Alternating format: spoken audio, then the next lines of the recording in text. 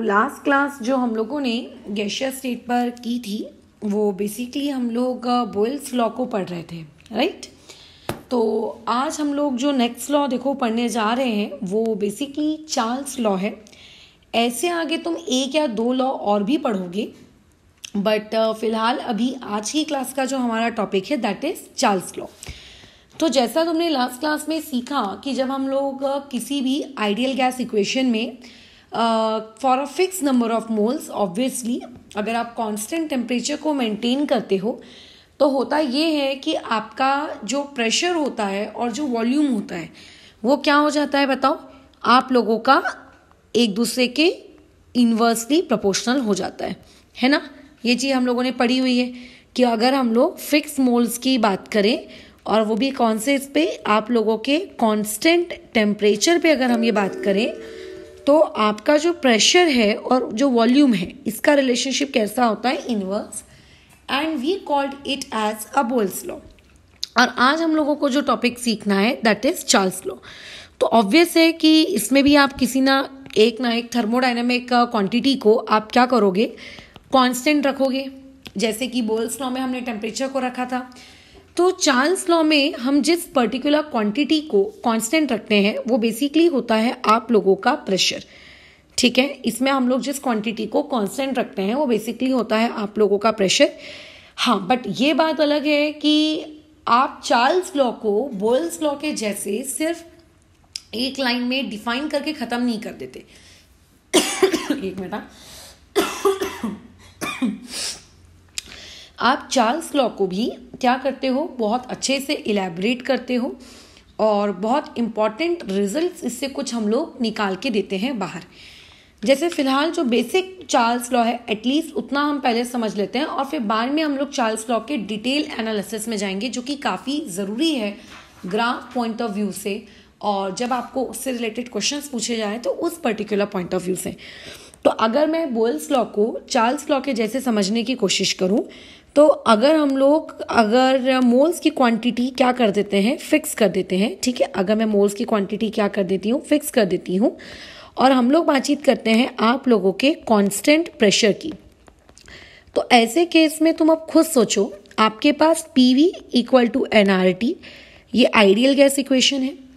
आपने प्रेशर को कांस्टेंट रखा है, मोल्स आपके कांस्टेंट है, R तो यार एक यूनिवर्सल गैस कांस्टेंट है। तो यहाँ से वॉल्यूम और टेम्परेचर इन दोनों के बीच में बताओ कैसा रिलेशनशिप स्टैब्लिश हो जाएगा, डायरेक्ट रिलेशनशिप स्टैब्लिश हो जाएगा।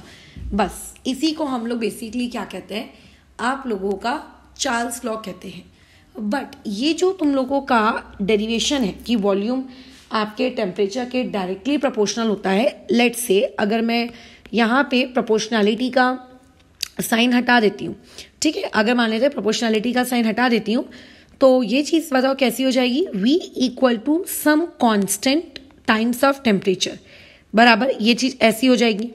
और अगर तुमने लास्ट क्लास बोयल्स की अच्छे से की है तो तुम्हें ये बात पता होगी कि ये जो आप लोगों को पर्टिकुलर इक्वेशन दिख रही है ये किस फॉर्मेट की इक्वेशन है, ये y इक्वल टू mx वाले फॉर्मेट की इक्वेशन है ना।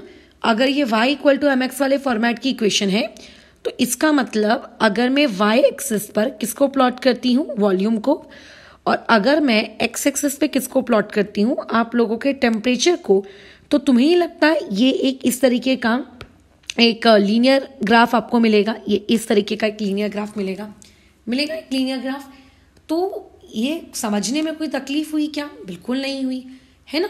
अच्छा, लेकिन इसमें एक बात का बहुत इंपॉर्टेंट ख्याल रखना है कि ये जो चार्ल्स लॉ बताया जाता है कि वॉल्यूम टेम्परेचर के डायरेक्टली प्रोपोर्शनल हो जाता है for a fix mass of gas at constant pressure, इसमें हम जो ये टेम्परेचर लेते हैं ना, ये जो टेम्परेचर आपके द्वारा यहाँ पे लिया गया है, दिस टेम्परेचर इज, ये क्या है आपका, मतलब अभी जैसे तुम लोगों ने जितनी भी केमिस्ट्री पढ़ी है उस केमिस्ट्री के आधार पर तुमको कम से कम इतना तो पता चल ही गया होगा कि बेसिकली आपके पास टेम्परेचर को नापने के बहुत ही कॉमन दो यूनिट्स तो होती हैं, डिग्री सेल्सियस और एक होता है आपका केल्विन, जिसको तुमने इससे पहले यूज़ भी किया है, ऑब्वियस है, फर्स्ट चैप्टर में यूज़ किया है। और एक और होता है फ़ारेनहाइट, जो हम लोग इस वीडियो के एंडिंग में उसके बारे में भी बात कर लेंगे, बट डिग्री सेल्सियस और आपके केल्विन, इनके बारे में तो तुमने बहुत ज़्यादा मतलब बातचीत की है, बातचीत सुनी है, तो बेसिकली तुम इसके बारे में जानते हो। तो ये जो टेम्परेचर हमने यहाँ पे फिलहाल अभी एक्स एक्सेस पे लिया है, ये कौन सा वाला टेम्परेचर है? ये टेम्परेचर आपका केल्विन वाला टेम्परेचर लिया गया है यहाँ पर इस ग्राफ को बनाते वक्त, या फिर इस ग्राफ को बनाते वक्त हम लोगों ने डिग्री सेल्सियस वाला टेम्परेचर लिया है। ये एक स्टूडेंट क्या कर देता है, इग्नोर। और जब वो इस चीज़ को इग्नोर कर देता है और मान लीजिए इसी पर्टिकुलर पॉइंट से सवाल आ जाए कि which of the following graph is incorrect, तो ऐसे में क्या होता है, फिर उसको चीज़ें समझती नहीं है, वो गलत ऑप्शन टिक कर लेता है। तो एक बात का बस हमेशा याद रखना, जब भी आप चार्ल्स लॉ की बातचीत करते हो, चार्ल्स लॉ में हमेशा याद रखेंगे दो ग्राफ बनाए जाते हैं, एक वॉल्यूम वर्सेस टेम्परेचर जब आपका टेम्परेचर डिग्री सेल्सियस में है तब, और एक बनाया जाता है वॉल्यूम वर्सेस टेम्परेचर जब आपका टेम्परेचर कितना है केल्विन में। तो फिलहाल ये जो ग्राफ बनाया गया है ये तब बनाया जाता है जब ये चीज़ क्या है, केल्विन में है। यानी कि यहाँ पे जो हम ये वर्ड बोलते हैं ना कि volume is directly proportional to temperature, तो ये जो आपका टेम्परेचर है ये किस में होता है, केल्विन में होता है। अगर ये टेम्परेचर केल्विन में ना हो, अगर ये टेम्परेचर डिग्री सेल्सियस में हो, तब ग्राफ कैसा दिखेगा उस पर भी हम बात करेंगे, बट फिलहाल अभी तुम्हें इतना पता होना चाहिए, ठीक है, कि ये ग्राफ में यहाँ पे टेम्परेचर क्या है, केल्विन में। अच्छा, तो इस ग्राफ में ये जो कांस्टेंट तुम्हें दिख रहा है, तुम्हें ही लगता है ये कांस्टेंट और कोई नहीं बल्कि इस पर्टिकुलर ग्राफ की ये कौन है, बोलो, ये एक स्लोप है ना, ये इस पर्टिकुलर ग्राफ की कौन है, स्लोप है। अब अगर कोई तुमसे पूछेगा कि इस स्लोप की वैल्यू क्या होगी, तो तुम क्या कहोगे, देखो इस इक्वेशन को देखोगे, बोलोगे आप इस इक्वेशन को देखिए, इस इक्वेशन में आपके पास ये जो PV इक्वल्स टू NRT है, इसमें V इक्वल्स टू मैं ऐसा लिख सकती हूँ NR upon P times of T। तो बेसिकली ये जो पूरा का पूरा फ्रैक्शन आपको देखने को मिल रहा है, ठीक है, जो ब्रैकेट के अंदर तुम्हें पूरी की पूरी ये एंटाइटी देखने को मिल रही है, बेसिकली आप कह सकते हो यही एक आपकी कांस्टेंट क्वांटिटी है।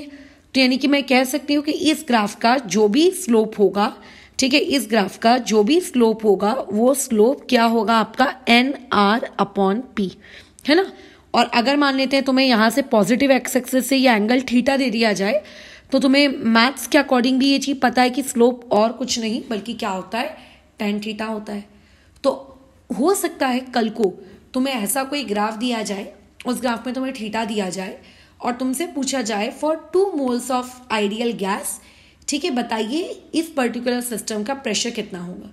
तो तुम्हें घबराना नहीं है, तुम्हें इस पर्टिकुलर इक्वेशन का उपयोग करना है, कौन सी, कि NR upon P equal to tan theta, ठीक है। इसमें से R तो एक कांस्टेंट है, अगर उस पर्टिकुलर क्वेश्चन देने वाले को कुछ अगर चेंज करना है तो क्या चेंज करेगा, N हटा सकता है, उसकी जगह पे P इंट्रोड्यूस कर सकता है, मतलब N दे देगा, थीटा दे देगा, P निकालो, या P दे देगा, थीटा दे देगा, N निकालो। तो ये आपको याद रखना है। इवन हर ग्राफ के स्लोप और उसके थीटा से क्वेश्चन बनाया जा सकता है। इस चीज को बार बार मुझे तुमको सिखा के देने की आवश्यकता नहीं होनी चाहिए। ये अब तुम्हारे अंदर क्या होगा, एक कहते हैं ना उसको बायोलॉजी के टर्म में एक्वायर्ड कैरेक्टरिस्टिक नहीं होना चाहिए तुम्हारा, ये अब तुम्हारे अंदर इनहेरेंट तौर पे मौजूद होना चाहिए। ग्राफिकल सवाल, ग्राफ से सवाल कैसे निकाले जाते हैं। अब आते हैं कि अगर मान लेते हैं यही सेम कर्व हमको बनाने को बोला जाए, बट ये कह दिया जाए कि आपको अब जो एक्स एक्सिस है उस पर आप टेम्परेचर तो देखिए लेंगे नो डाउट, बट अब आपको जो टेम्परेचर की यूनिट रखनी है वो टेम्परेचर की यूनिट रखनी है कितनी, आपको रखनी है डिग्री सेल्सियस। तो जब हम लोग टेम्परेचर की यूनिट को डिग्री सेल्सियस रखेंगे, ठीक है, टेम्परेचर जब हमारा डिग्री सेल्सियस में होगा तब क्या ग्राफ में आपको कोई वेरिएशन देखने को मिलेगा क्या। तो जो लोग ध्यान से नहीं पढ़ते ना उन लोगों को लगता है कि अरे क्या वेरिएशन, वॉल्यूम वर्सेस टेम्परेचर का ही तो ग्राफ है, क्या वेरिएशन, कोई वेरिएशन नहीं। बट नहीं, वेरिएशन होता है। आप ध्यान दीजिए कैसे पता चलेगा वेरिएशन होता है। ऊपर में हमने क्या लिखा था, volume equal to constant times of T, है ना, हमने यही लिखा था volume equal to constant times of T, या फिर मैं ऐसा लिख सकती हूँ NRP अपॉन टी, जहां पे टेम्परेचर किस में होना चाहिए, आप लोगों के केल्विन में होना चाहिए। अब तुम में से सब लोग ये बात अच्छे से जानते हैं, कूट कूट के जानते हैं कि जब आपने केमिस्ट्री का पहली बार पढ़ना सीखा था, नहीं भी पढ़ना सीखा था यार, तो 9th स्टैंडर्ड में जब तुम थे ना अपने बोर्ड्स में, जब जिस भी बोर्ड से तुमने पढ़ाई की होगी 9th 10th में जहाँ पे भी, तो डिग्री सेल्सियस से केल्विन में कैसे जाते हैं, केल्विन से डिग्री सेल्सियस में कैसे आते हैं, ये चीज़ तुम लोगों को पता थी कि नहीं पता थी? बिल्कुल पता थी। तो अब ऐसे केस में अगर मैं पूछूं तुमसे कि जो टेम्परेचर ये केल्विन में है, केल्विन वाले टेम्परेचर को आपको कन्वर्ट करना है डिग्री सेल्सियस वाले टेम्परेचर में, तो आप क्या कहोगे उसमें कि केल्विन वाला टेम्परेचर डिग्री सेल्सियस वाले टेम्परेचर में कैसे आएगा? आप सीधा उसमें कहो कि केल्विन और डिग्री सेल्सियस के बीच में क्या रिलेशनशिप होता है, बताइए। तो आप लिखोगे कि NR, एक मिनट, हाँ, यहाँ पे आप क्या जवाब दोगे, NR/P, और जो टेम्परेचर आप लोगों का केल्विन में है, इस केल्विन वाले टेम्परेचर की जगह बस क्या पुट हो जाएगा बताओ, T times of degree Celsius plus आप लोगों का कितना 273.15 भी लेते हैं हम लोग। मैं यूजुअली 15 इग्नोर कर देती थी, बट अभी मैं लिख दे रही हूँ। लिख सकते हैं, रिप्लेस कर सकती हूँ मैं इस क्वांटिटी को, आप कहोगे बिल्कुल कर सकते हैं, उसमें कौन सी बड़ी बात है, कर दिया हमने रिप्लेस, ठीक है। अब अगर मान लेते हैं मैंने इस पर्टिकुलर इक्वेशन को एक्सपैंड किया, ठीक है, तो मैं इसको अभी ना कांस्टेंट अपना k मान लेती हूँ, फालतू बार बार इतना लंबा लिखना पड़ रहा है। तो ये देखो, ये हो जाएगा V = K times of degree Celsius, और ये हो जाएगा K टाइम्स ऑफ आपका वॉट 273.15। क्या ये बात समझ में आ रही है? अब तुम्हें क्या लगता है, क्या तुमको ये ग्राफ कहीं से भी y = mx वाले फॉर्मेट का दिख रहा है क्या?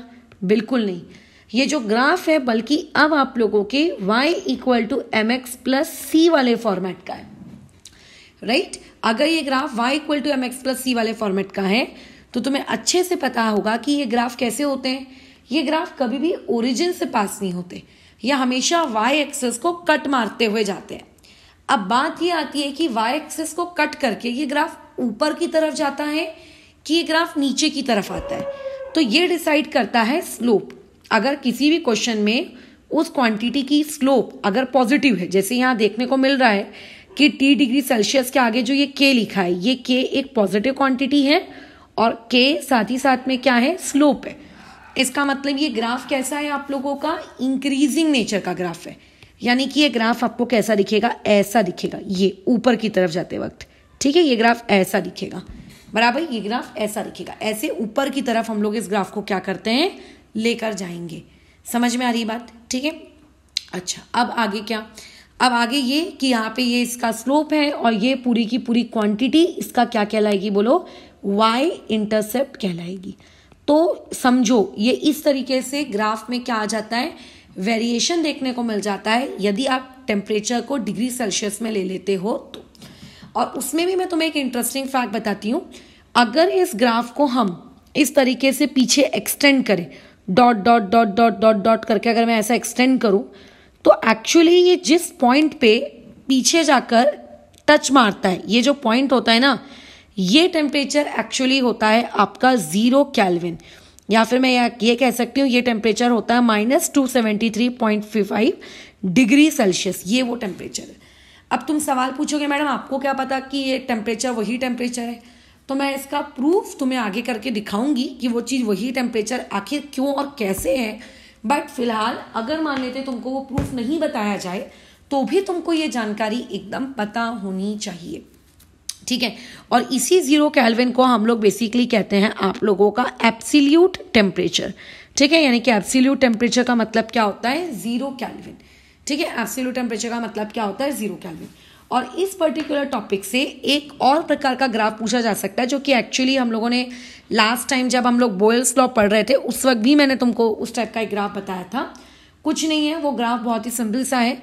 उस ग्राफ में आपको पूछा जाएगा, जैसे कि मान ले आप लोगों को ये वाई एक्सिस है आपका, ये मान लीजिए आपकी एक्स एक्सिस है।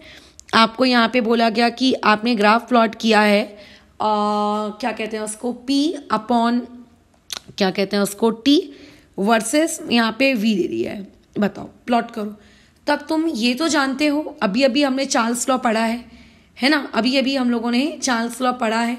तो चार्ल्स लॉ में तुम्हें इतना तो पता चल ही चुका होगा, एक मिनट, ठीक है, इस चार्ल्स लॉ में कम से कम इतनी जानकारी तो तुम्हें पता चल ही गई होगी कि आप अगर कांस्टेंट प्रेशर को मेंटेन करते हो, अच्छा सॉरी मैंने आप V/T लिखना था, ठीक है। अगर आप कांस्टेंट प्रेशर को मेंटेन करते हो तो कांस्टेंट प्रेशर पर आपका वॉल्यूम डायरेक्टली प्रोपोर्शनल होता है कांस्टेंट टाइम्स ऑफ टेम्परेचर के।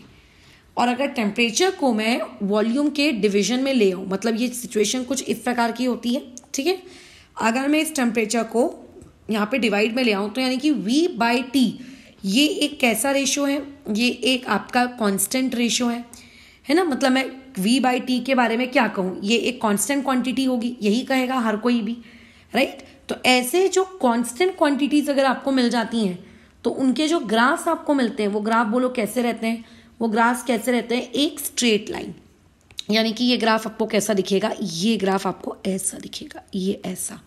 एरो मैंने ऐसे ही बना दिया टाइम पास के लिए, एरो हटा लेना, ठीक है।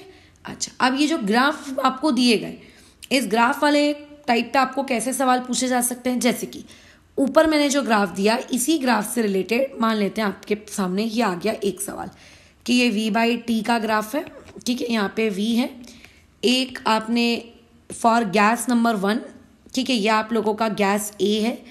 इस गैस A के पास N1 मोल्स हैं। यह आप लोगों ने एक दूसरा कर्व प्लॉट किया, ठीक है। इस दूसरे कर्व में आप लोगों के पास गैस B है और इसके पास N2 मोल्स हैं। अब अगेन वही हमेशा का घिसा पिटा कहानी कि what is the relationship between N1 and N2, ये आप लोगों से पूछ लिया गया। फिर आप किस तरीके से जवाब दोगे कि what is the relationship between N1 and N2, तो आप उसको इस तरीके से समझाओगे कि देखिए भैया N1 और N2 के बीच का रिलेशनशिप बताना कोई बड़ी बात नहीं है। आप क्या करो, सिंपली ये देखो कि V/T आखिर क्या है। यही सेम कंसेप्ट मैंने पिछली बार बोल्स लॉ में भी बताया, तो ध्यान रखना, भूलना मत। अब हम लोग यूजुअली क्या करते हैं, या तो एक लाइन बना लेते हैं जो एक्स एक्सेस से ग्राफ पे परपेंडिकुलर होती है, या फिर जो वाई एक्सेस से ग्राफ पे परपेंडिकुलर होती है। बट जब इस तरीके से आपको पैरेलल ग्राफ मिल जाए तो आप ऐसा मत करो, ठीक है। आप ऐसा मत करो, आप ये देखो कि आपकी जो वाई एक्सेस पे जो क्वांटिटी प्लॉट है आप उसको देखो। तो वाई एक्सेस पे जो क्वांटिटी प्लॉट है वो कौन है, V/T। How will you obtain V/T, तो आप बोलोगे उसमें ऑब्टेन करने की क्या जरूरत है, V/T इक्वल टू कॉन्स्टेंट होता है। और वो कॉन्स्टेंट होता क्या है, दैट कॉन्स्टेंट इज NR/P। अब ये NR/P कहाँ से आया, ऊपर मैंने बताया था, ये देखो NR/P, ये देखो कहाँ से आया, दिख रहा है, राइट। हाँ, तो अब मुझे एक बात बताओ, R तो एक यूनिवर्सल कांस्टेंट है। चार्ल्स लॉ के अकॉर्डिंग आप प्रेशर को भी कांस्टेंट रख रहे हो, है ना। अच्छा, और रही बात मोल्स की, तो उस पर्टिकुलर गैस के लिए उसके जो मोल्स हैं वो तो कांस्टेंट रहेंगे ही रहेंगे। लेकिन एक बात बताओ, क्या यहाँ से इतनी तो चीजें दिख रही होंगी ना अक्ल कि V/T प्रोपोर्शनल हो सकता है मोल्स के। तो अब मुझे एक बात बताओ, जिस क्वांटिटी का V/T ज्यादा होगा ऑब्वियस है उस क्वांटिटी के मोल्स भी क्या होंगे, ज्यादा होंगे। अब तुम्हारे पास ये ग्राफ दिया है, इस ग्राफ को देखो और बताओ किसका V/T ज्यादा है। तो रेड वाला जो कर्व है उसका V/T यहाँ कहीं आता होगा, ये वाला पॉइंट होगा। मतलब ओरिजिन से लेकर इतने डिस्टेंस को मैं कहूंगी V/T, किसका, रेड वाले के लिए। और जो येलो वाला कर्व है उसका V/T यहाँ कहीं आता होगा, यानी कि ओरिजिन से इतने डिस्टेंस को हम कहेंगे V/T। अब खुद देखकर बताओ कि किसके लिए उसका V/T ज्यादा है, रेड वाले के लिए कि आप लोगों के येलो वाले के लिए, किसके लिए V/T की वैल्यू ज्यादा दिख रही है, रेड वाले के लिए। अब जिसका V/T ज्यादा होगा ऑब्वियस है कि उसके मोल्स भी ज्यादा होंगे। So this is the correct relationship for your given question, ठीक है। अच्छा, और जो हमने पहला ग्राफ पढ़ा था वो लीनियर वाला, उस पर्टिकुलर ग्राफ से भी आपको सवाल आ सकता है। जैसे मान लेते हैं ये आपको ग्राफ दिया हुआ है, यहाँ पे वॉल्यूम है, यहाँ पे टेम्परेचर है केल्विन वाला, और इस तरीके से आपको मान लेते हैं 3 कर्व दिए। ये येलो कर्व दिया है, या आप लोगों को मान लो रेड कर्व दिया है, और ये मान लेते हैं आपको एक ब्लू कर्व दिया है, ठीक है। तीनों कर्व के लिए करस्पॉन्डिंग कुछ ना कुछ आपको वैल्यूज दी हुई हैं। किस चीज की वैल्यू दी गई है, प्रेशर की। पहले वाले कर्व के लिए P1, फिर इसके लिए P2, अब इसके लिए P3। आपको पूछा जाएगा कि what is the correct relationship between P1, P2 and P3। तो किस तरीके से बताओगे उसको, ये भी बहुत सिंपल है। इस टाइप के ग्राफ जो कि पैरेलल नहीं होते हैं उनके लिए बोलो क्या करते हैं, उन लोगों के लिए हम लोग सिर्फ एक परपेंडिकुलर ड्रॉप करते हैं, चाहे आप एक्स एक्सिस से ड्रॉप करो या चाहे आप वाई एक्सिस से ड्रॉप करो। तो फॉर एग्जांपल मैंने यहाँ से, मेरा पसंदीदा है एक्चुअली वाई एक्सिस, तो मैं सॉरी एक्स एक्सिस में यहाँ से परपेंडिकुलर ड्रॉप कर देती हूँ। ये जो परपेंडिकुलर आप ड्रॉप करोगे ये सारे कर्व्स को ऑब्वियसली किसी ना किसी पॉइंट पे कट कर रहा होगा। जैसे ये इस पॉइंट पे कट कर रहा है, ये इस पॉइंट पे कट कर रहा है, ये इस पॉइंट पे कट कर रहा है। तो ब्लू वाले कर्व को जब उसने कट किया तो उस पॉइंट के करस्पॉन्डिंग इसका कुछ ना कुछ वॉल्यूम होगा। लेट से इसका वॉल्यूम है V1। उसने जब रेड वाले को कट किया तो उस रेड वाले का भी उसके पॉइंट क्या करस्पॉन्डिंग कोई ना कोई वॉल्यूम होगा, लेट से V2। और जब उसने येलो वाले को कट किया तो उसके भी करस्पॉन्डिंग उसका कुछ ना वॉल्यूम रहेगा, लेट से इट बी V3। दिख रहा है? अच्छा, अब तुम मुझे बताओ what is the relationship between V1, V2 and V3 अपनी आंखों से देखकर। तो तुम बोलोगे V1, V2 और V3 के बीच में हमें ग्राफ्स के y एक्सिस को देखकर साफ साफ समझ में आ रहा है कि ये रिलेशनशिप है ना। अच्छा, लेकिन अगर कोई तुमसे अब ये पूछेगा what is the relationship between pressure, तो तुम प्रेशर के बीच में क्या रिलेशनशिप बताओगे। तो ऐसे में क्या होता है, हम लोग जो ये परपेंडिकुलर ड्रॉप किए हैं एक्स एक्सिस से, ये एक्स एक्सिस से परपेंडिकुलर ड्रॉप करना ये बताता है कि आप एक्स एक्सिस पर जो क्वांटिटी है, कौन सी क्वांटिटी है बोलो, टेम्परेचर। ये टेम्परेचर वाली क्वांटिटी आपने क्या रखी है बोलिए, कांस्टेंट रखी है। और जब हम दुनिया में टेम्परेचर को कांस्टेंट रखते हैं तो उसको हम लोग कौन सा लॉ कहते हैं, बोल्स लॉ। और बोल्स लॉ के अकॉर्डिंग प्रेशर और वॉल्यूम फिर आपस में बोलो कैसे हो जाते हैं, इन्वर्सली रिलेटेड हो जाते हैं। और अगर इन्वर्सली रिलेटेड हो गए और अगर ये वॉल्यूम का रिलेशनशिप है तो प्रेशर का रिलेशनशिप कुछ इस तरीके का होगा, ये ऐसे। ठीक है, ये इसका आंसर है। ये आंसर है इस पर्टिकुलर क्वेश्चन का कि what is the relationship between pressure. ठीक है, तो होता कैसा है कि आप लोगों को चीजें थोड़ी सी प्रैक्टिस करनी पड़ेंगी खुद से भी। जब खुद से प्रैक्टिस करोगे तो कोई दिक्कत नहीं होगी।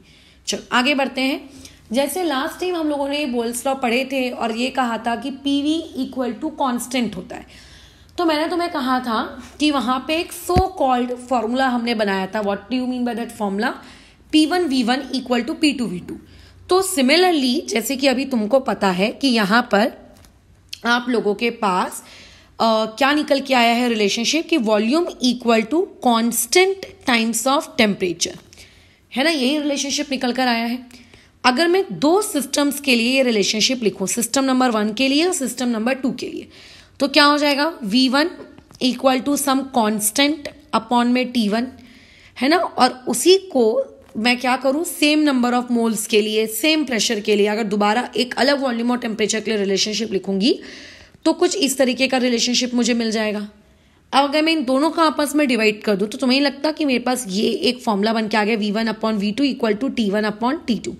सो लोग क्या करते हैं, चार्ल्स लॉ को किस तरीके से याद रखते हैं कि अच्छा इसमें ये कांस्टेंट है, इसके अकॉर्डिंग ये फॉर्मूला होता है। और वो ऐसा एक्सपेक्ट करते हैं कि V1 V2 T1 T2 इन 4 क्वांटिटीज में से कोई 3 क्वांटिटीज गिवन होंगी और उनमें से हमको चौथी क्वांटिटी निकालनी होगी। और कई बार मैं बताऊं ऐसे डायरेक्ट क्वेश्चन आ भी जाते हैं, उसमें ऐसी कोई बड़ी बात नहीं है।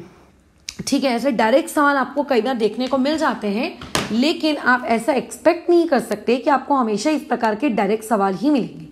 पहले हम लोग अभी ना सारे लॉ कंप्लीट कर लेते हैं, उसके बाद मैं तुम लोगों को पूरे न्यूमेरिकल्स किस तरीके से इसमें डील करने इन चारों लॉ के बेसिस पे ये सिखा के दूंगी अच्छे से।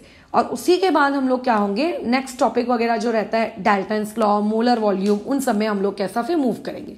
लेकिन जो पहले बेसिक लॉ है आप लोगों के, जैसे इसमें अभी एक और लॉ हम सीखेंगे दैट इज गे-ल्यूसैक लॉ, वो लॉ भी हमको सीखना है। और फिर बाकी जो तुम लोगों का एवोगैड्रो हाइपोथेसिस है वो तो फर्स्ट चैप्टर की पढ़ी हुई है ही है, बट ये दोनों चीजें हम लोग कल की क्लास में एक बार सीखेंगे और हम लोगों का ये टॉपिक खत्म हो जाएगा, है ना, लॉ वाला बेसिकली। फिर आगे और भी ये चैप्टर में चीजें, बट इतना तो खत्म हो जाएगा।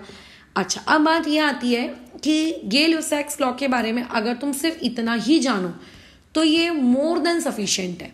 बट एक्चुअली हुआ क्या, ये जो मैंने स्टार्टिंग में तुमको प्रवचन दिया ना कि अगर किसी भी पर्टिकुलर आइडियल गैस के लिए हम नंबर ऑफ मोल्स की क्वांटिटी को फिक्स कर दें, कांस्टेंट प्रेशर पर अगर उस गैस को रखें, तो वॉल्यूम टेम्परेचर के क्या हो जाता है, डायरेक्टली प्रोपोर्शनल हो जाता है। ये मॉडिफाइड स्टेटमेंट है चार्ल्स लॉ की। अब what do you mean by the term modified statement? Modified statement का मतलब ये होता है कि ऑलरेडी कुछ रूल्स निकले हुए थे, उन रूल्स को हमने क्या किया है, अपनी सहूलियत के अकॉर्डिंग अपने कुछ रिलेशनशिप्स मैथमेटिकल लाने के लिए हमने उनको चेंज कर लिया, ट्विस्ट कर लिया। बट जब रियलिटी में चार्ल्स लॉ दिया गया था तो रियलिटी में चार्ल्स लॉ की ये स्टेटमेंट नहीं थी, ये हमने बनाई है स्टेटमेंट। ठीक है, ये जो पूरा मैंने पढ़ा है ना कि अगर नंबर ऑफ मोल्स की वैल्यू फिक्स कर दी जाए, कांस्टेंट प्रेशर रखा जाए, टेम्परेचर केल्विन में हो, तो ऐसी सिचुएशन में वॉल्यूम उस गैस का डायरेक्टली प्रोपोर्शनल हो जाता है टेम्परेचर के। यह हमारी बनाई हुई स्टेटमेंट है, बट रियलिटी में ये स्टेटमेंट नहीं थी। तो रियलिटी में था क्या? रियलिटी में चार्ल्स लॉ वो लॉ था जिसने दुनिया को केल्विन क्या होता है, मतलब केल्विन स्केल, टेम्परेचर का केल्विन स्केल क्या होता है ये बताया। उसने ये बताया कि एब्सोल्यूट टेम्परेचर यानी कि 0 केल्विन क्या चीज़ है। उसने आप लोगों को ये बताया कि किस तरीके से आप डिग्री सेल्सियस और केल्विन के बीच का आप एक रिलेशनशिप डिराइव करते हो। समझ रहे हो? मतलब हम लोग जो ये पढ़ते हैं ना, how to convert from degree Celsius to Kelvin, इस पूरी भाषा का जो रचयिता है वो आप लोगों का एक्चुअली चार्ल्स लॉ है। तो चार्ल्स लॉ की जो एक्चुअल डेफिनेशन थी, वो एक्चुअल डेफिनेशन केल्विन को एक्सप्लेन करने के रिगार्डिंग थी। ठीक है, किसके थी? केल्विन को एक्सप्लेन करने के रिगार्डिंग थी।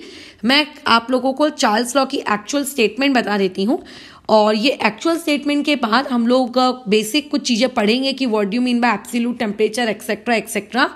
ये आप लोगों के उतने काम की नहीं है थ्योरी, बट ऑब्वियसली थ्योरी इसीलिए बताई जा रही है ताकि तुमको पता हो कि कौन सी चीज़ आप लोगों की कहाँ से उठकर ये कहाँ से निकल कर आई है।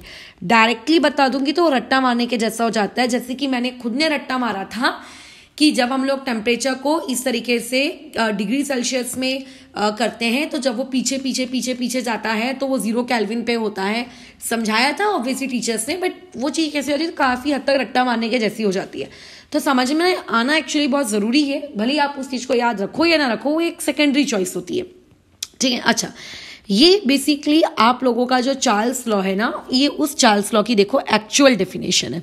अब हम लोग इस डेफिनेशन के डिटेल में नहीं घूमेंगे, ठीक है। जितना मेरे को ज़रूरत है मैं सिर्फ आप लोगों को 11th और 12th स्टैंडर्ड पर सिर्फ उतनी ही चीज़ें बता रही हूँ। अदरवाइज मैं को ज़्यादा एक्स्ट्रा जानकारी तुम लोगों को नहीं देनी है जो कि तुम्हारे किसी भी काम की नहीं है। अच्छा, एक मिनट पहले इसको लिख लेते हैं। ये है आप लोगों के चार्ल्स लॉ की एक्चुअल डेफिनेशन। अब समझो इसको क्या है। ये चार्ल्स लॉ ये कहता है, इसको समझने के लिए मान लेते हैं, पूरी थ्योरी समझते हैं इसकी अच्छे से, कि आपके पास ये एक कंटेनर है। ये कंटेनर फिलहाल 0 डिग्री सेल्सियस पर है, ठीक है। 0 डिग्री सेल्सियस पर ऐसा नहीं होता कि वॉल्यूम 0 हो जाए, ध्यान रखना। कई लोगों का पता नहीं फालतू सा दिमागी क्या रहता है कीड़ा, उन्हें ऐसा ये लगता है कि 0 डिग्री सेल्सियस पर वॉल्यूम 0 होता है। कैसे हो सकता है? बर्फ का वॉल्यूम क्या 0 हो जाता है क्या जब वो फ्रीज मतलब सिचुएशन में आती है 0 डिग्री सेल्सियस पर? नहीं। तो 0 डिग्री सेल्सियस पे कुछ ना कुछ वॉल्यूम रहता है।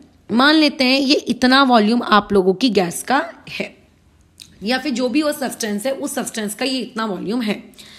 अब एक्चुअली बात ऐसी है, चार्ल्स लॉ ये कहता है कि मान लो कि तुमने इस कंटेनर का जो वॉल्यूम है, सॉरी जो टेम्परेचर है, अब वो 0 डिग्री सेल्सियस ना रखते हुए तुमने वो टेम्परेचर अब कितना कर लिया है बताइए? 1 डिग्री सेल्सियस कर लिया है, ठीक है। तुमने टेम्परेचर क्या कर लिया? 1 डिग्री सेल्सियस से तुमने टेम्परेचर इंक्रीज किया। अब तुम खुद अपने छोटे से ब्रेन के अंदर सोचो, दिमाग लगाओ कि अगर तुम टेम्परेचर को इंक्रीज करोगे तो गैस एक्सपैंड होगी। तुमने थर्मोडायनेमिक्स फिजिक्स की पढ़ ली है ना, भले केमिस्ट्री में नहीं पढ़ी है बट फिजिक्स में तो पढ़ चुके हो थर्मोडायनेमिक्स, और नहीं भी पढ़ी है तो डे टू डे लाइफ का एक कॉमन फेनोमेना है। तुम अगर टेम्परेचर को इंक्रीज करोगे तो वॉल्यूम क्या होगा? इंक्रीज होगा। तो ये जो गैस है, ये मान लेते हैं पहले जितना भी वॉल्यूम ये रखती थी उस वॉल्यूम से अब ये थोड़ा सा ज़्यादा रखती है। अच्छा, थोड़ा वर्ड मुझे इस्तेमाल नहीं करना चाहिए क्योंकि मुझे रियलिटी में नहीं पता कि वो थोड़ा ज़्यादा रखती है कि थोड़ा कम रखती है कि क्या रखती है, बस इंक्रीज हो रही है, बस मुझे इतना पता है। कि अगर मैं तुमसे अब ये पूछूंगी कि बताइए कि अब टी टेम्परेचर पे वीटी यानी कि 1 डिग्री सेल्सियस पे, 2 डिग्री सेल्सियस पे, 3 डिग्री सेल्सियस पे, कितने भी टेम्परेचर पे राइट नाउ वॉल्यूम कितना है, तो तुम मुझे ये बोलोगे कि मैडम पहले वॉल्यूम था V0, तो पहले वाले वॉल्यूम से अभी वॉल्यूम थोड़ा सा ज़्यादा है। मैं चलो वर्ड लगा देती हूँ, थोड़ा सा ज़्यादा है, या फिर ये कह सकते हैं वॉल्यूम ज़्यादा है, ठीक है। वॉल्यूम क्या है? इंक्रीज हो गया है। अच्छा वॉल्यूम क्या हो गया, इंक्रीज हो गया। तो लेटर से वी डैश, जहां पे ये जो वर्ड है वी डैश, इस वी डैश वर्ड का मतलब क्या है, इंक्रीज इन वॉल्यूम। ठीक है, कि कितना वॉल्यूम क्या हुआ है, इंक्रीज हुआ है। अगर डिक्रीज हुआ होता ना तो मैं यहाँ पे बीच में बस का साइन लगा देती, माइनस का लगा देती, इतना तो तुम्हें पता ही है। तो हम लोग एक पर्टिकुलर फेनोमेना इंक्रीज वाला लेकर इस चीज को समझने की कोशिश कर रहे हैं। ठीक है, अच्छा अब देखो चार्ल्स लॉ क्या कहता है। चार्ल्स लॉ ये कहता है कि जब भी आप कोई भी वॉल्यूम, ठीक है, अगर किसी भी गैस का अगर आप वॉल्यूम क्या करते हो, आप किसी भी गैस का जो वॉल्यूम होता है, अगर उस वॉल्यूम को आप इंक्रीज करते हो या डिक्रीज करते हो तो ऑब्वियसली या तो वॉल्यूम इंक्रीज हुआ होगा या तो डिक्रीज हुआ होगा, बट कितने से इंक्रीज हुआ होगा। तो चार्ल्स लॉ कहता है 1/273.5 और वॉल्यूम एट 0 डिग्री सेल्सियस वाली फैक्टर से वो इंक्रीज या डिक्रीज हुआ होगा फॉर एवरी डिग्री। मतलब अगर आप 1 डिग्री बढ़ाओगे तो उसके लिए आपको इतने फैक्टर का वॉल्यूम आपको चेंज होते हुए दिखेगा। यानी कि ये जो चार्ल्स लॉ के ऊपर स्टेटमेंट लिखी हुई है, चार्ल्स लॉ की स्टेटमेंट ये कहना चाहती है आप लोगों से चीख कर कि बेसिकली यहाँ पे वी डैश और कुछ नहीं बल्कि क्या है, वी नॉट टाइम्स ऑफ 2, मतलब इसको ऐसा वी नॉट टाइम्स नहीं लिखना चाहिए, इसने लिखना चाहिए 1/273.15 टाइम्स ऑफ वी नॉट है। मतलब 0 डिग्री सेल्सियस पे जो वॉल्यूम था, 0 डिग्री सेल्सियस पे क्या वॉल्यूम मैंने अज्यूम किया था, वी नॉट, उस वी नॉट वॉल्यूम का 1/273.15 टाइम्स, ठीक है, इसके फैक्टर से आपका वॉल्यूम या तो इंक्रीज होगा या तो वॉल्यूम क्या होगा, डिक्रीज होगा। ये किसने कहा, आपके चार्ल्स लॉ ने कहा, मैंने नहीं कहा। यही देखो चार्ल्स लॉ की स्टेटमेंट है। अब उसने ऐसा क्यों कहा वो हमारा फिलहाल नहीं है कंसर्न। यानी कि मैं ये तुमसे कहना चाह रही हूं कि जो वीटी होगा, अगर हम लोग 1 डिग्री सेल्सियस की बात कर रहे हैं तो वीटी क्या होगा, वी नॉट प्लस आप लोगों का 1/273.15 times of what, V naught. ठीक है, अगर मान लेते हैं तुम 2 डिग्री सेल्सियस की बात कर रहे हो तो ये चीज कितनी हो जाएगी, VT equals to V naught plus 2/273.15 times of V naught. 2 वहां पे क्यों आया, क्योंकि पढ़ो ये स्टेटमेंट पढ़ो, यहां स्टेटमेंट क्या लिखा है, फॉर एवरी डिग्री राइज, यानी कि 1 डिग्री के लिए ये फैक्टर है। तो 2 डिग्री के लिए आपको ऑब्वियसली इसको 2 से मल्टीप्लाई करना पड़ेगा। और ऐसे ऐसे करते करते अगर मैं इसे n डिग्री सेल्सियस के लिए लिखूं तो ये इक्वेशन क्या बन जाएगी, Vt equals to V naught plus n times of आपका वी नॉट अपॉन में कितना 273.15। ठीक है, अच्छा अब दूसरी बात, उसने फैक्टर को 273.15 ही क्यों लिया, ये एक्चुअली हम लोगों के अभी रिसर्च का हिस्सा नहीं है। जितना हमारा हिस्सा है सिर्फ उतने पार्ट को हम अपना क्या कर रहे हैं, कवर अप कर रहे हैं। समझ में आ रही है बात, जो चीज हम लोगों के पार्ट में नहीं है उसमें हम लोग नहीं घुस रहे हैं, ये बात ध्यान रखना। अननेसेसरी का कचरा कूड़ा अपने दिमाग में जमा नहीं करना, ठीक है, ओके। तो ये मेरे पास एक इक्वेशन बनकर आई फाइनल कि वीटी के लिए ये एक इक्वेशन बनेगी। 1 डिग्री के लिए आप n की जगह 1 पुट कर दो, 2 डिग्री के लिए आप ये पुट कर दो, 3 डिग्री के लिए आप ये पुट कर दो, and so on so on so on, ये चीज चलती जाएगी। क्या यहाँ तक कोई बात ऐसा है जो चुभ गई हो, जो समझ में नहीं आ रही हो, तकलीफ दे रही हो? अभी तक तो सब कुछ क्लियर है, राइट, ओके। तो हम लोग क्या करते हैं, कंसीडर करते हैं कि हमने हमारा जो टेम्परेचर है, ठीक है, हमने हमारा जो टेम्परेचर है वो सिर्फ 1 डिग्री सेल्सियस से चेंज किया, ठीक है, वो सिर्फ कितने से चेंज किया है, 1 डिग्री सेल्सियस से। मतलब चेंज इन टेम्परेचर बेसिकली आप लोगों का भी कितना है, सिर्फ बाय 1 डिग्री सेल्सियस ही चेंज हुआ है। तो अगर टेम्परेचर में सिर्फ 1 डिग्री सेल्सियस का चेंज आया है तो फॉर्मूला क्या बनेगा, Vt equals to V naught plus V naught upon में 273.15 बराबर।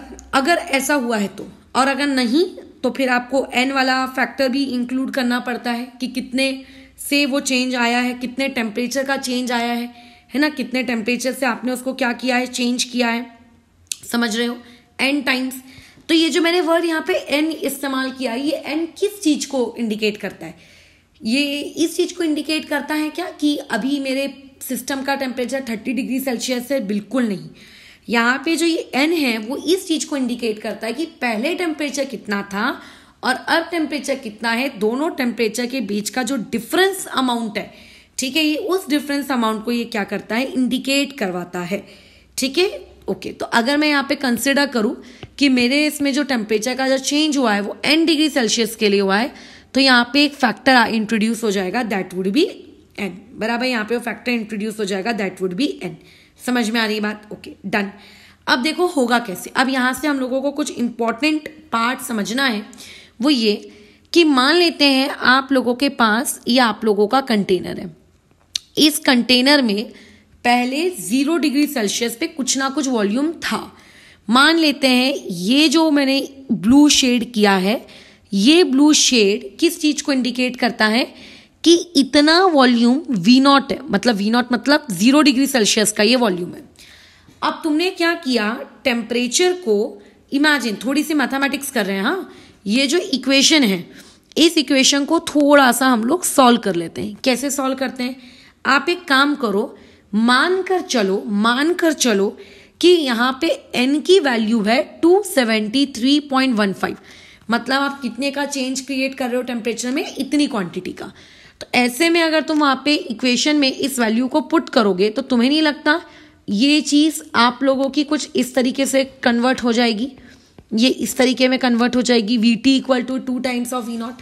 अगर मैं n की वैल्यू इतनी रखती हूँ तो राइट, यानी कि अगर हम इतने टेम्परेचर का चेंज क्रिएट करते हैं, इतने का अगर मैं चेंज क्रिएट करती हूँ, तो इससे ये शिक्षा मिलती है कि इतने टेम्परेचर के चेंज की वजह से स्टार्टिंग में जो भी वॉल्यूम था, बट अब जो वॉल्यूम होगा वो पहले वाले वॉल्यूम की अपेक्षा अब वो वॉल्यूम क्या हो गया, आप लोगों का डबल हो गया।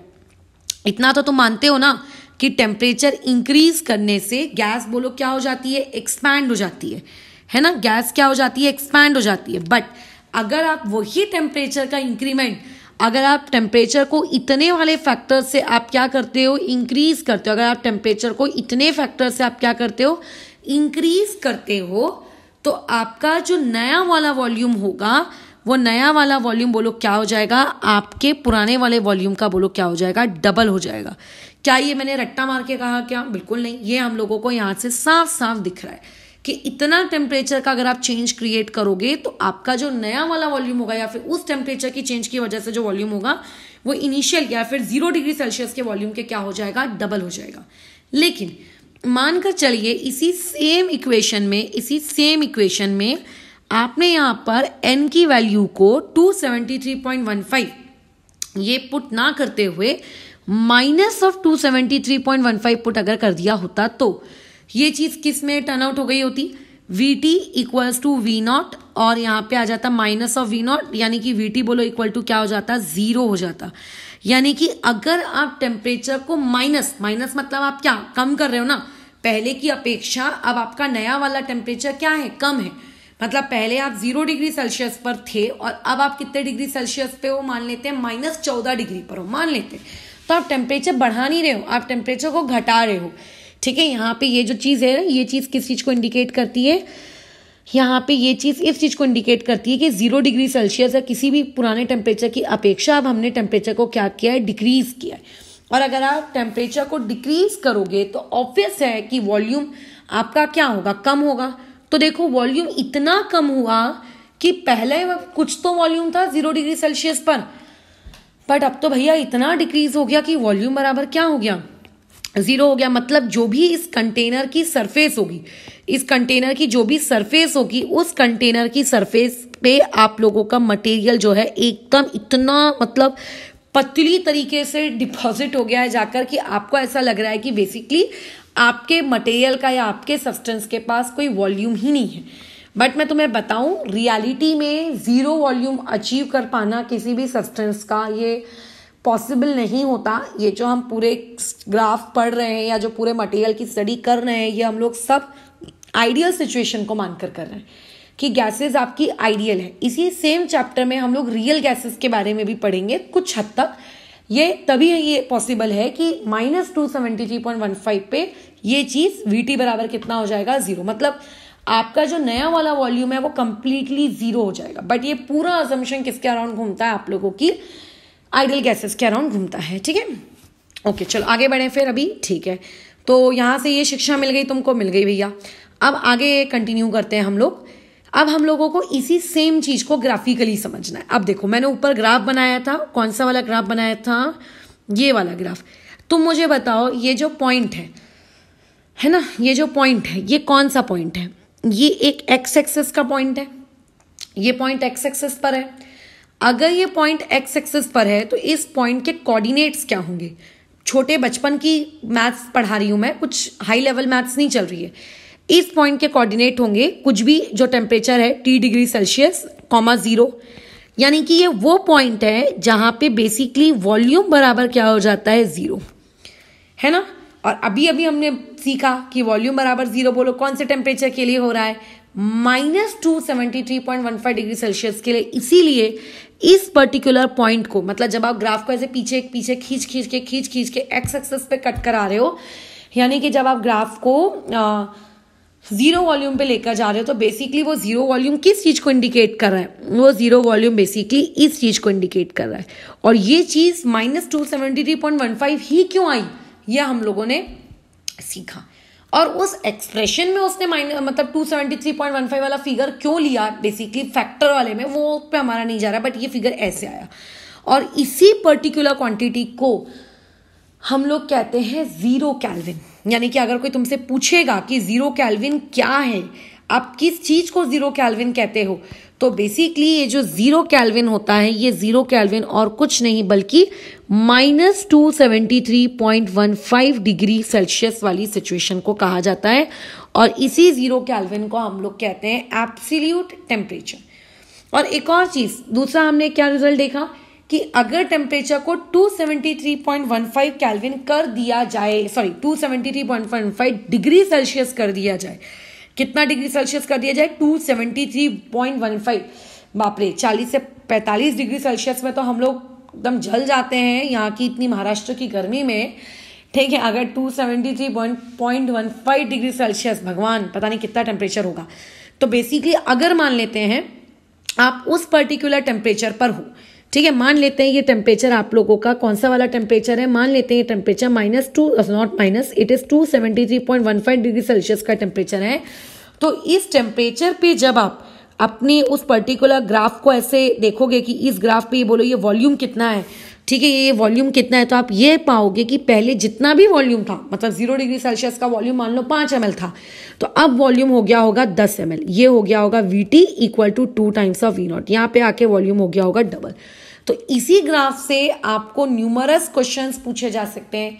आपको एक ग्राफ दे देगा, बाजू में कोई डेटा दे देगा, बोलेगा इस ग्राफ को अगर हम 0 डिग्री सेल्सियस पर देखें, मतलब ये होता है 0 डिग्री सेल्सियस, ये तो मानते हो ना, 0 डिग्री सेल्सियस पर इतना वॉल्यूम है, तो बताओ इस ग्राफ को देखकर कि यदि टेम्परेचर को हम 273.15 डिग्री सेल्सियस कर दें तो वॉल्यूम कितना होगा। तो एक स्टूडेंट कंफ्यूज हो जाता है यार कि मैं ग्राफ को देख के कैसे बता दूं कि वॉल्यूम कितना होगा, मुझे क्या पता कितना होगा। तो आपको ये याद रखना है कि 273.15 वाली सिचुएशन पे वॉल्यूम इनिशियल वॉल्यूम के कंपेयर में क्या हो जाता है? डबल हो जाता है, ठीक है, डबल। और अगर आप -273.15 पे चलो तो फिर 0 हो जाता है आइडियली। अब मान लेते हैं अगर उसने ये टेम्परेचर नहीं दिया, उसने आपसे ये पूछ लिया होता कि बताओ 600 डिग्री सेल्सियस पे क्या हो रहा होता। वैसे ऐसा कोई फालतू फिगर वो देगा नहीं, बट स्टिल अगर दिया होता तो इन दैट केस आप लोगों को ये एक्सप्रेशन याद होना चाहिए, ठीक है। इस एक्सप्रेशन की मदद से आपको कोई भी टेम्परेचर दिया जाए, उस किसी भी टेम्परेचर का इनिशियल वॉल्यूम के साथ क्या रिलेशनशिप है आप बता सकते हो। आपको 500 डिग्री बोलेगा तो n की जगह 500। हाँ, लेकिन एक बात का ध्यान रखना, n का मतलब ये नहीं होता है कि अभी टेम्परेचर कितना है। n का मतलब ये होता है कि पहले आपका सिस्टम किस टेम्परेचर पे था और अब आपका सिस्टम किस टेम्परेचर पे है, उन दोनों के बीच का डिफरेंस हो, ठीक है। बस this is all about Charles law.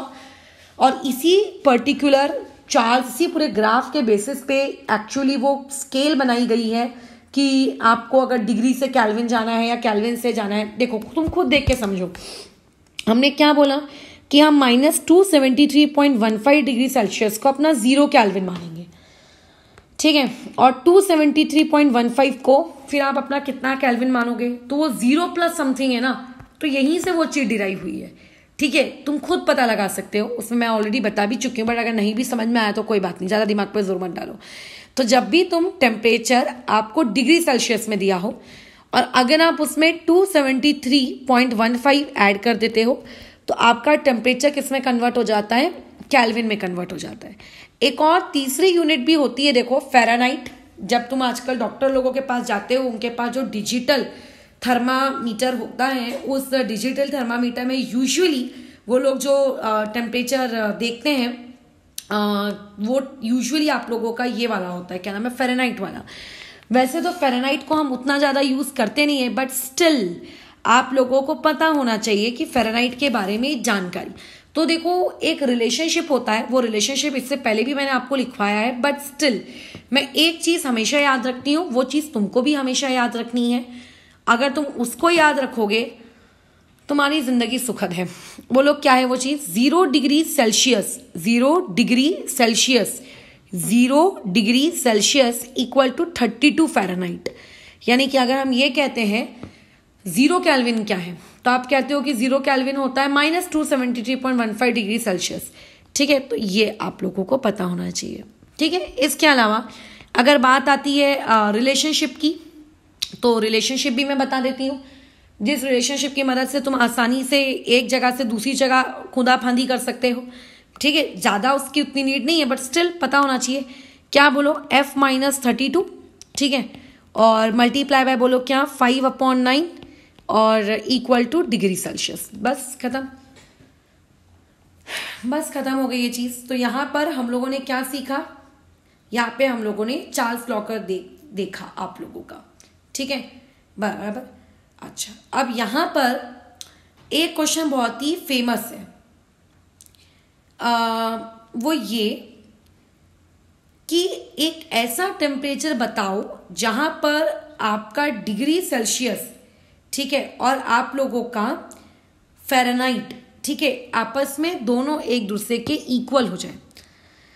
Even जब तुम 9th स्टैंडर्ड में थे, स्पेसिफिकली मैं सीबीएसई स्टूडेंट्स की बात कर रही हूँ, तो वहाँ पे एक चैप्टर था मैथ्स में, linear equation in 2 variables, I think 4th chapter है। तो वहाँ पर भी ये सेम सवाल था। ठीक है, वहाँ पे एक वर्ड प्रॉब्लम था जहाँ पे आपको ऑलरेडी ये रिलेशनशिप लिखा हुआ था, और वहाँ पे भी आपको ये पूछा जाता था कि एक ऐसा टेम्परेचर बताओ कि जहाँ पे फ़ारेनहाइट और आप लोगों का डिग्री सेल्सियस ये दोनों आपस में इक्वल हो जाए। तो ये चीज़ें आप लोगों को एमसीक्यू में भी पूछी जा सकती हैं डायरेक्टली।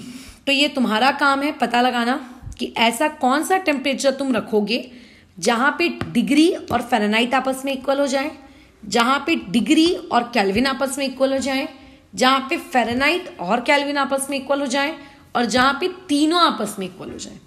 ठीक है, जब मैं कल नेक्स्ट चैप्टर आपका लॉ गे-लुसाक्स लॉ पढ़ाऊंगी तब मैं डेफिनेटली इसका आंसर दूंगी। बट ये काम तुम्हारा है कि एटलीस्ट तुम्हें अगर ये रिलेशनशिप पता है, एक ऊपर का केल्विन और डिग्री वाला, फ़ारेनहाइट और डिग्री वाला, और अब तुम डिग्री और केल्विन क्या कहते हैं फ़ारेनहाइट और केल्विन के बीच का भी बना सकते हो, बट नीड नहीं है, तो तुम इन सारे चारों क्वेश्चंस के आंसर्स दे सकते हो। तो ये तुम्हारा काम है इसको बताना, क्योंकि ये वो पार्ट नहीं है जिसको आप रट्टा मार के अपने दिमाग में स्टोर रखो, क्योंकि ये सेम सवाल अलग अलग स्टेट लेवल पे होने वाली सीईटीज में काफ़ी बार पूछा जा चुका है।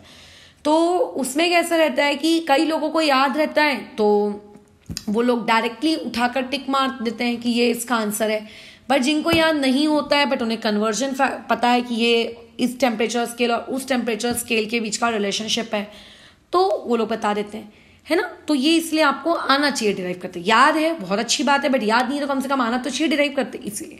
तो आज इस पूरी क्लास में हम लोगों ने बेसिकली टेम्परेचर के बारे में बातचीत की कि टेम्परेचर ऐसा, टेम्परेचर वैसा। कल हम लोग जो लॉ पढ़ने वाले हैं दैट इज गे-लुसाक्स लॉ। जैसे तुमने अभी तक ये ऑब्जर्व किया होगा, बोयल्स लॉ में हमने टेम्परेचर कांस्टेंट रखा, चार्ल्स लॉ में मैंने यहाँ पे प्रेशर कांस्टेंट रखा। तो जो गे-लुसाक्स लॉ है उसमें तुम समझ ही गए होगे हम लोग क्या कांस्टेंट रखने वाले हैं, यानी कि आप लोगों का व्हाट, वॉल्यूम। तो वॉल्यूम का अगर आप कांस्टेंट रखोगे तो डेफिनेटली आपको रिलेशनशिप प्रेशर और टेम्परेचर के बीच में मिलेगा। तो वहां पर कल हम लोग उस पूरे लॉ को पढ़ने के बाद, एवोगैड्रो हाइपोथेसिस को पढ़ने के बाद हम लोग पढ़ाई करेंगे बैरोमीटर्स के बारे में। ठीक है, बैरोमीटर्स एक इंस्ट्रूमेंट होता है जिसके वाया प्रेशर मेजर करते हो। तो कहने को तो एक छोटा सा टॉपिक है, बट मेंस में इस टॉपिक से रिलेटेड न्यूमेरिकल्स आते हैं। तो क्योंकि हम लोगों को प्रेशर के बारे में और भी बहुत कोई जानकारी पढ़नी, जो मैंने तुम्हें फर्स्ट चैप्टर में नहीं बताए थे, प्रेशर और प्रेशर से रिलेटेड उसके इंटर कन्वर्जन्स, तो वो सारे के सारे मैं अभी बताने वाली हूँ उसमें, ठीक है। हाँ, बस एक और आखिरी चीज़ वो ये कि जिस तरीके से बोयल्स लॉ में जब हम कर्व्स बनाते थे तो उन कर्व्स को हम नाम देते थे आइसोथर्म्स। आइसो मतलब मैं उस दिन भी बता चुकी हूँ सेम, थर्म मतलब टेम्परेचर, क्योंकि सेम टेम्परेचर है। तो सिमिलरली आज की क्लास में हम लोगों ने जिस चीज़ को सेम रखा है वो सेम कौन है बताओ आप लोगों का, यहाँ पे प्रेशर। तो इस पर्टिकुलर कर्व को कहा जाता है आइसोबार्स, ठीक है। ये जो पर्टिकुलर कर्व्स है इन्हें क्या कहा जाता है, आइसोबार्स। ये कौन है आप लोगों के, आइसोबार्स। इवन फिजिक्स में जो तुमने थर्मोडायनेमिक्स पढ़ी है उसमें भी तुमने वेरियस प्रोसेसेस को तो पढ़ ही लिया है, आइसोकोरिक प्रोसेस, आइसोबार, है ना, आइसोबैरिक प्रोसेस, एडियाबैटिक प्रोसेस। तो ये समझ ही गए होगे कि आइसोबैरिक, आइसोकोरिक, आइसोथर्मल ये बेसिकली क्या टर्म्स हैं। तो ये वो टर्म्स हैं, ठीक है। फिलहाल इस चीज़ को अपन यहाँ पे ओवर करते हैं और कल हम लोग जो नेक्स्ट टॉपिक पढ़ेंगे दैट वुड बी गैस-लीसाक लॉ।